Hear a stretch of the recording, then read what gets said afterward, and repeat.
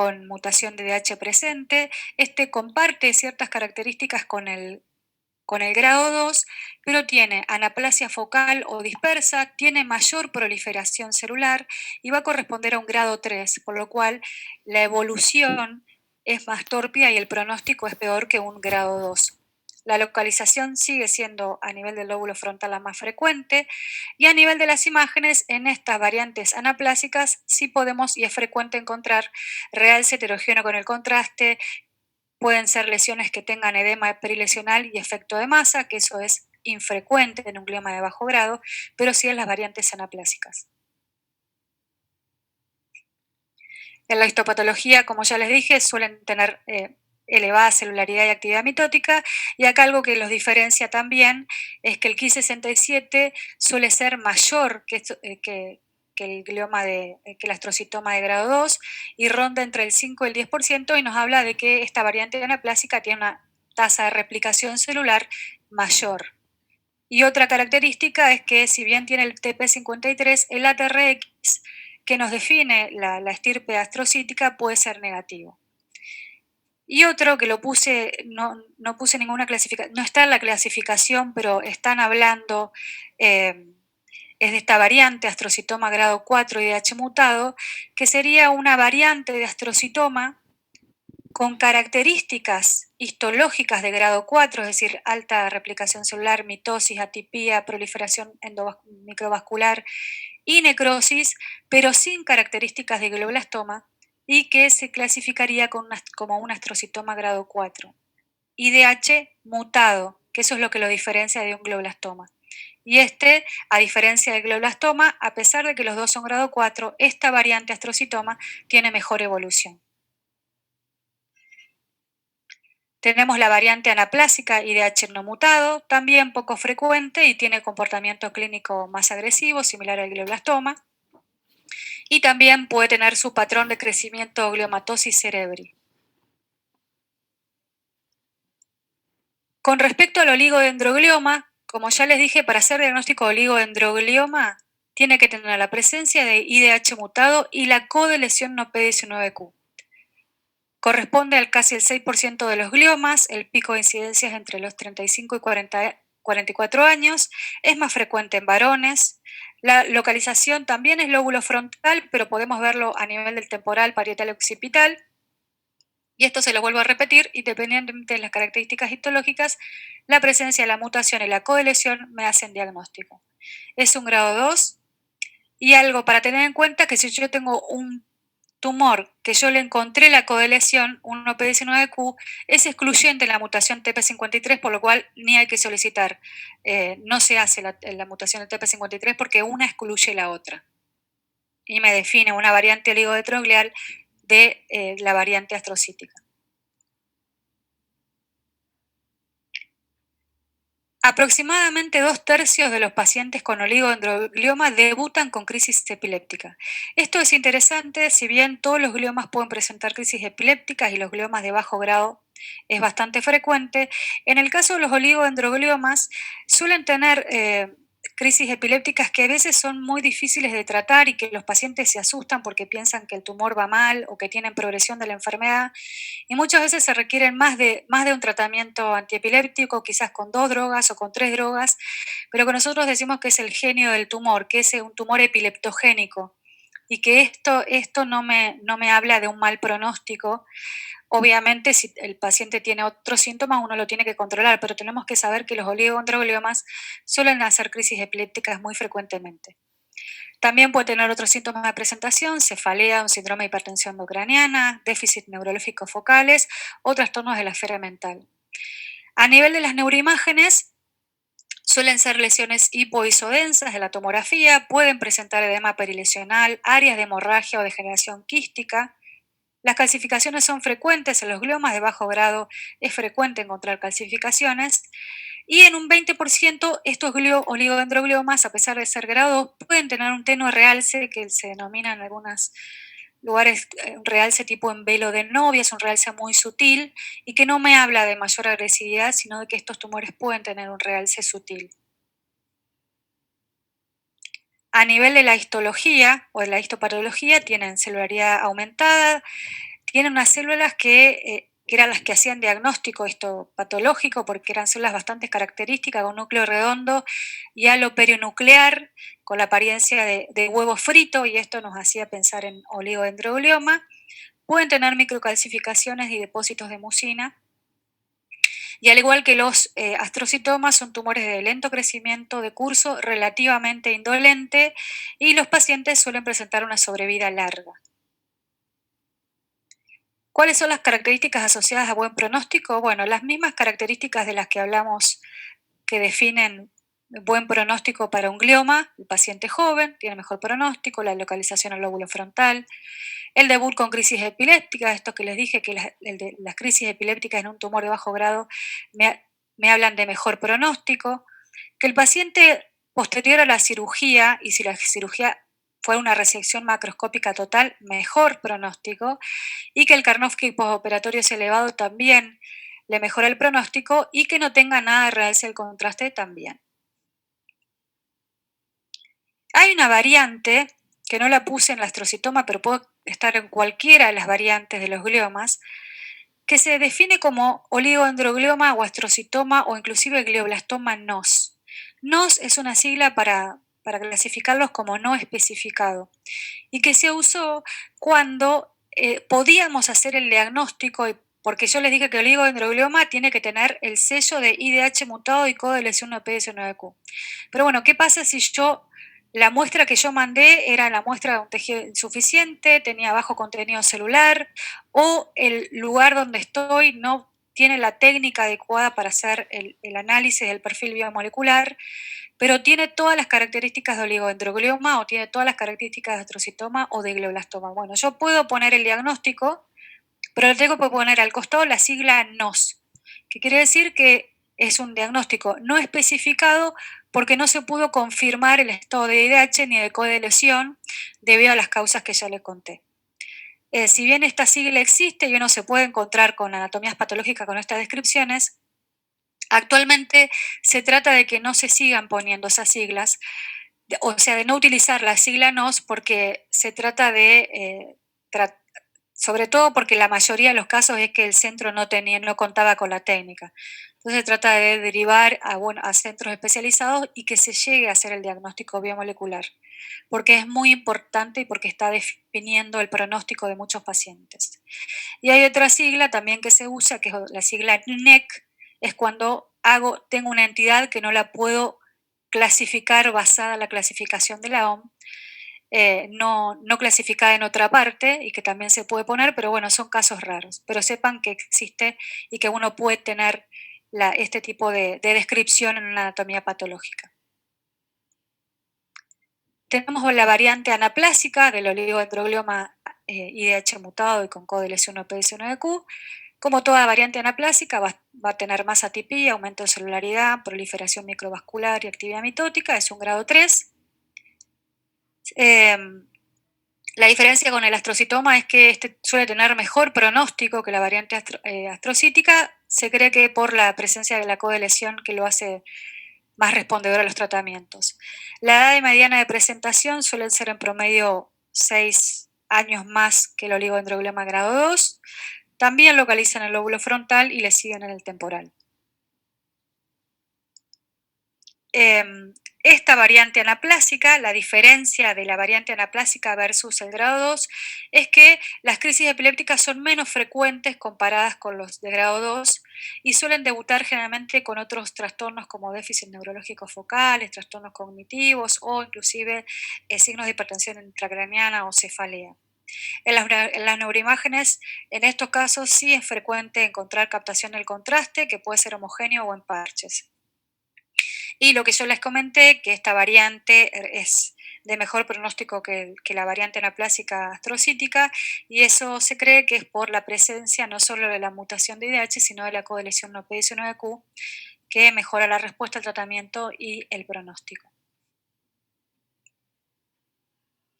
Esta es la variante NOS, que ya les conté, que puede haber una variante anaplásica NOS.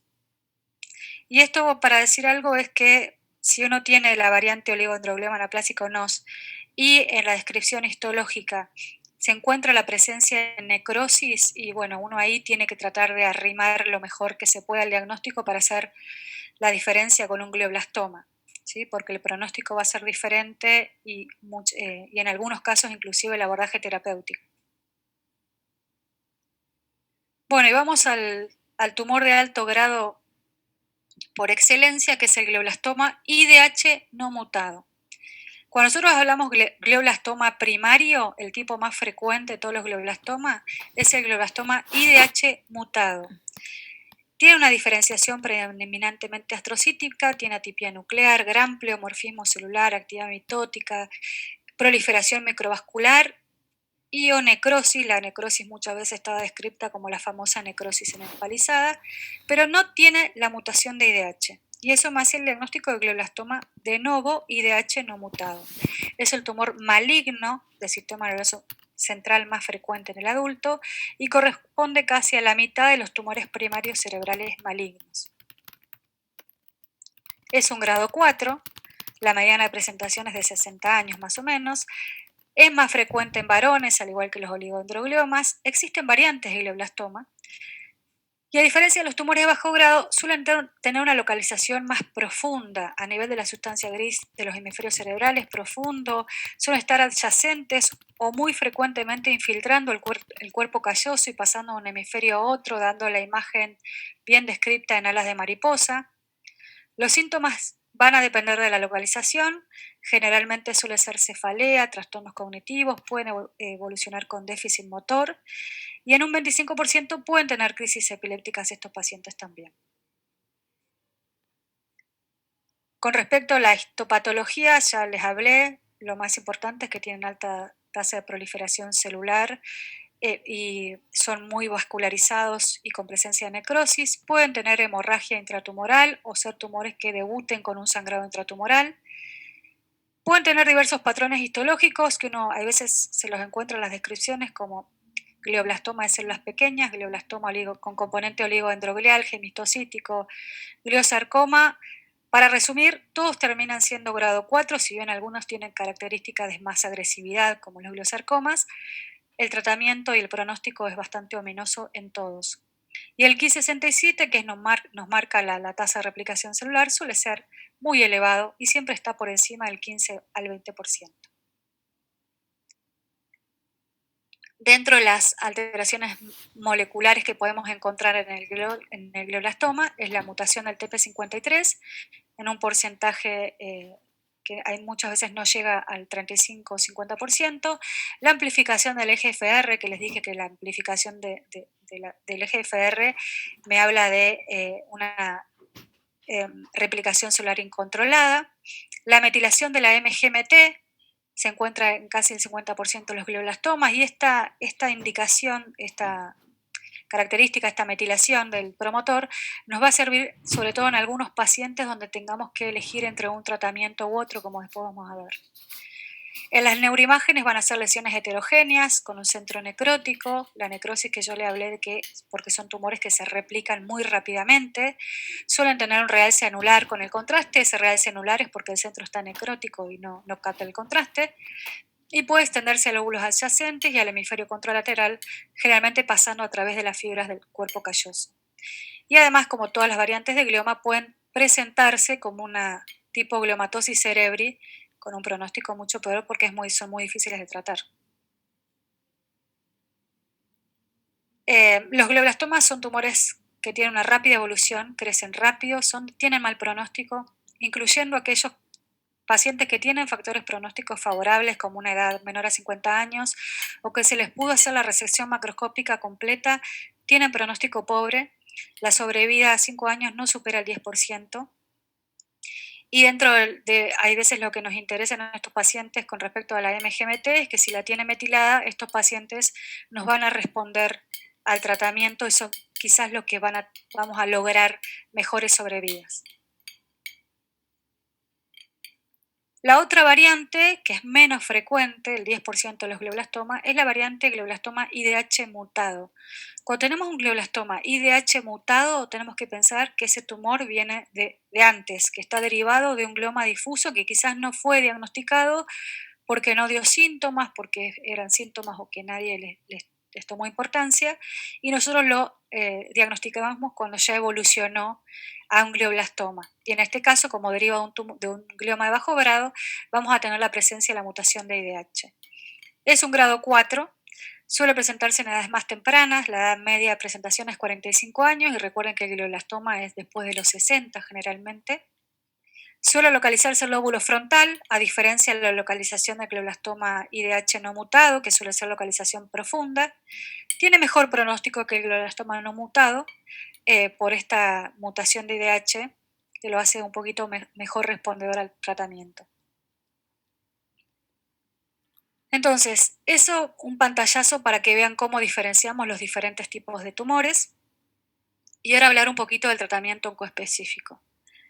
Dentro del tratamiento oncoespecífico, los 3 pilares van a ser la cirugía, la radioterapia y la quimioterapia.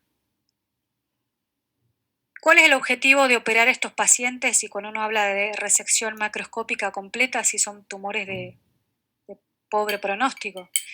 Primero, obviamente, lo primero es obtener muestra de tejido para diagnóstico. Nosotros no podemos tratar a nadie si no tenemos un diagnóstico anatomopatológico, que es el sello que nos habilita a hacer un tratamiento. Le vamos a mejorar la calidad de vida del paciente y le vamos a aumentar la sobrevida. ¿Por qué? Porque se está bien descrito, bien documentado, que la mayor resección en estos pacientes, siempre sin agregar morbimortalidad, y obviamente en los casos que se puede hacer una resección completa, demostró que estos pacientes responden mejor a los tratamientos. Obviamente cuando la localización es inviable, vamos a hacer una biopsia estereotáctica.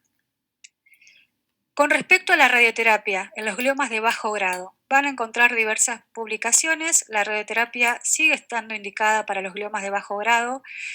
Ahora, como se vio, es que este perfil molecular favorece la respuesta a los tratamientos alquilantes y uno sabe que la radioterapia en un paciente joven con una sobrevida larga puede tener un efecto deleterio, sobre todo a nivel neurocognitivo. Muchas veces estos pacientes son pacientes que son jóvenes, estudian, trabajan, y si uno tiene un paciente con un tumor de bajo grado, con características de buen pronóstico, uno puede retrasar la radioterapia para después, y es lo que solemos hacer, sobre todo en estos pacientes que tienen la mutación de IDH y la codeleción de P19Q.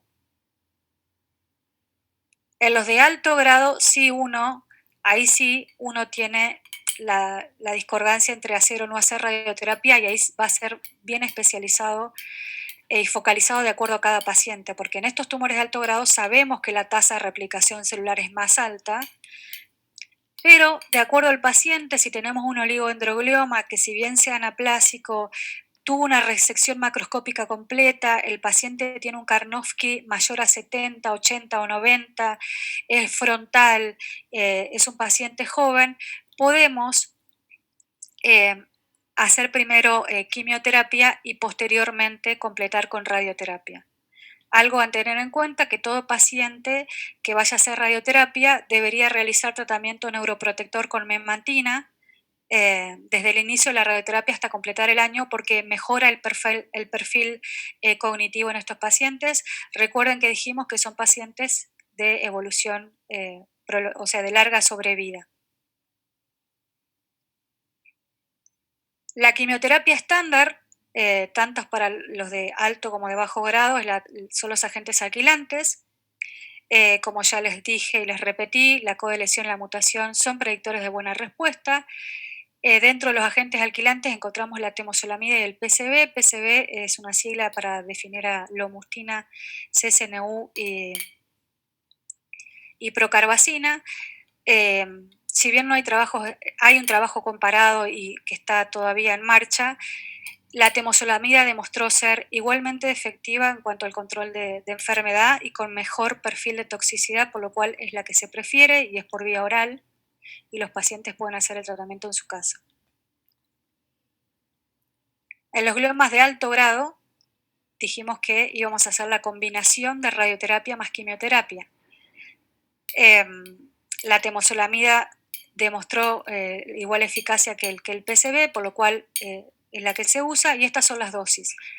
Si uno va a elegir la temozolamida para hacer por ciclos, El primer ciclo va a ser 150 miligramos por día, en ciclos de 5 días cada 28, y a partir del segundo los siguientes, esta es la dosis de 200 miligramos metro cuadrado para los siguientes ciclos. ¿Cómo vamos a tratar a los pacientes con glioblastoma menores de 70 años? El tratamiento estándar va a ser la cirugía, ya dijimos, la mayor resección posible, seguido de radioterapia y temozolomida. La radioterapia es radioterapia conformada, es una dosis focalizada de 60 grays en 3 fracciones que se dividen en 6 semanas, y durante el tratamiento de radioterapia el paciente va a tomar temozolomida en ayunas todos los días en su casa a una dosis de 75 miligramos metro cuadrado día durante esas 6 semanas. ¿Por qué se da radioterapia asociada a temozolomida? Porque demostró que tiene un efecto sensibilizante y estos agentes alquilantes mejoraban la respuesta en estos pacientes. Posterior a la radioterapia y quimioterapia, que eso se denomina esquema Stupp, si el paciente toleró bien, tiene buen control de neuroimágenes y un buen control clínico, se lo va a seguir con ciclos de temozolomida, como recién les dije, el primer ciclo 150 y el segundo ciclo 200 miligramos metro cuadrado día. Esto es un esquemita para mostrar que a partir del 2005 este famoso esquema Stupp es el esquema recomendado tanto para gliomas de alto grado que yo decido hacer radioterapia y temozolomida o como para los pacientes con glioblastoma. Es el tratamiento estándar de inicio, que es la radioterapia conformada 3D asociada a temozolomida, 75 miligramos metro cuadrado día, por 6 semanas. Esto demostró una duplicación de la sobrevida en los trabajos que se publicaron en el 2005 y continúa siendo el tratamiento estándar de inicio en los pacientes con glioblastoma y con tumores de alto grado que decido hacer este tratamiento. Con respecto a la MG metilada, si bien sabemos que es un factor predictor de mayor respuesta y mayor sobrevida, si tenemos un paciente que tiene una MG no metilada, el tratamiento va a ser el mismo, por lo cual el esquema TUB sigue siendo el estándar independientemente del estado de MGMT. ¿Qué pasa con nuestros pacientes cuando posterior al esquema STUB andan bien, hacen el esquema STUB, hacen ciclos de temozolomida, 6 ciclos, 10 ciclos, 12 ciclos y recaen? Debemos pensar en otras terapias. Si bien hay otras alternativas como hacer algún rechallenge de temozolomida, dentro de las otras terapias que uno puede considerar tenemos los agentes antiangiogénicos como el bevacizumab o el nimotuzumab, que tiene un efecto antiangiogénico y antiproliferativo, está aprobado sobre todo para glioblastomas recaídos y se dan en infusiones intravenosas. Otra terapia aprobada es el regorafenib, que también es un antiangiogénico inhibidor de la tirosinquinasa y que demostró beneficio a la sobrevida. Esta, a diferencia de los anteriores, se da vía oral durante 21 días seguidos cada 4 semanas. Y otra terapia que si bien no disponemos acá en Argentina es la terapia de campos de tumores, que es un dispositivo que se coloca en la cabeza del paciente que emite campos eléctricos de baja intensidad y frecuencia intermedia, y eso hace, deja la célula tumoral le frena la mitosis, por lo cual tiene un efecto antimitótico. No se conoce bien el mecanismo de por qué sucede esto, pero demostró respuesta en pacientes tratados con esta terapia de campos de tumores junto con el tratamiento estándar, ya sea para terapia de mantenimiento y en recaídos, por lo cual fue aprobado por la FDA. Lo que tiene que es un dispositivo portátil, el paciente se tiene que rasurar la cabeza, ¿sí? Sobre todo las mujeres, medio complicado, y tiene que usarlo por lo menos 18 horas diarias. Hay reportes de dermatitis asociada, pero bueno, sepa que es un tratamiento que está aprobado, que existe ya sea para mantenimiento o en pacientes recaídos. ¿Qué hacemos con los pacientes de edad avanzada? Es difícil definir edad avanzada. Quizás edad avanzada nos interesa definir edad avanzada en aquellos pacientes que uno tiene que estar entero para recibir un tratamiento, como decimos. No podemos mandar a un paciente con un Karnofsky muy bajo, que esté casi todo el día en cama, porque sabemos que no va a responder, que va a andar mal. Entonces hay pacientes que tenemos que definir qué tratamiento le vamos a dar. La edad, edad avanzada, es considerado un factor de mal pronóstico, pero cuando hablamos de pacientes añosos. Es muy importante el Karnofsky. El Karnofsky en los pacientes oncológicos es muy predictor de respuesta al tratamiento. Entonces, en estos pacientes, ¿qué podemos hacer? O recomendar cursos cortos de radioterapia. Dijimos que el estándar de radioterapia con formada 3D son 60 grays en 6 semanas. Bueno, a estos pacientes quizás le podemos ofrecer una radioterapia hipofraccionada de 15 días o en 3 semanas como tratamiento único. O en este caso sí es importante la metilación, la determinación de la metilación de MGMT, porque si es un paciente que tiene la metilación de la MGT presente, es decir, sabemos que va a responder a la temozolomida, podemos ofrecerle temozolomida como tratamiento solo y no combinado, y en aquellos pacientes que no tienen la MG metilada, le podemos ofrecer radioterapia. Es decir, tenemos dos ramas para ofrecerle, porque hay algo que tenemos que tener muy en claro, es que el tratamiento que nosotros hacemos es de control de la enfermedad, es paliativo de los síntomas, y siempre lo que debe primar, sabiendo que no vamos a curar a estos pacientes, es la calidad de vida. Siempre tenemos que focalizarnos para tratar de reducir el tumor lo más que se pueda y evitar la progresión rápida, pero siempre maximizando la calidad de vida. Por lo cual esto es importante también en los pacientes de edad avanzada cuando planificamos un tratamiento. Y con esto finalicé mi parte y le voy a dar paso al doctor Casas Parera para que les hable un poquito de timing en neurooncología. Calculo que si hay alguna pregunta, no sé si la harán al final,